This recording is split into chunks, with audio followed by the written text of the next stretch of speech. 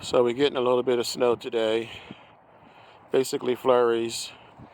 This is going to help me determine where I need to add some support to my dome, because this is just November and clearly we're going to get a lot more snow than this before I harvest these bad boys. So I do want there to be some slopes for drainage.